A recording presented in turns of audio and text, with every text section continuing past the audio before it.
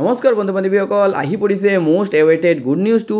অসম পুলিচৰ বিভিন্ন বিভাগত ABUB বেটেলিয়ান যিকেইটা বিভাগ আছে, বিভিন্ন বিভাগত যিসকলে উত্তীৰ্ণ কৰিছিলে তেওঁলোকে অহা 3 ডিচেম্বৰত নিযুক্তি পত্ৰ লাভ কৰিব।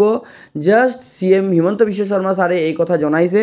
সো বহুতে সুধি আছিলে আৰু বহুতে ৱেইট কৰি আছিলে যে অসম পুলিচৰ বিভিন্ন বিভাগৰ কেতিয়া নিযুক্তি পত্ৰ দিয়া হ'ব। তো তেওঁলোকৰ ৱেইট ইজ অভাৰ। অহা 3 ডিচেম্বৰ আপোনালোকে নিজৰ পৰিয়ালৰ মানুহক লৈ যাব, মা দেউতাক লৈ যাব গুৱাহাটীলৈ আৰু তাত আপোনালোকে নিযুক্তি পত্ৰ লাভ কৰিব। সো বিগ ব্ৰেকিং, যিমান পাৰে নিউজটো স্প্ৰেড কৰক আৰু আপোনাৰ ঘৰত যদি কোনোবা অসম পুলিচৰ এক্সাম পাছ কৰিছে তেওঁক খবৰটো জনাই দিয়ক আৰু তেওঁৰ মনৰ ভাষা মনত তেওঁ কি ক'ব বিচাৰে কমেণ্ট বক্সত শ্বেয়াৰ কৰিব। কৰি আছিল যে পুলিচৰ কনিষ্টবলসকলৰ নিযুক্তি কেতিয়াৰে পৰা হ'ব বা কোন দিনাখন হ'ব। মই য'তে মিটিঙলৈকে যাওঁ তাতেই মোক সোধে যে মামা আমি পুলিচৰ ইণ্টাৰভিউ পাছ কৰিলোঁ, আমি এপইণ্টমেণ্ট লেটাৰ কেতিয়া পাম।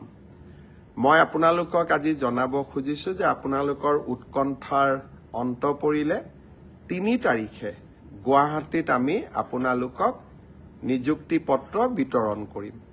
যিসকলে পুলিচ কনিষ্টবল বা কামাণ্ডো ABUB SI যিসকলে পৰীক্ষাত উত্তীৰ্ণ হৈছিলে সকলোকে আমি 3 তাৰিখে নিযুক্তি পত্ৰ দিম।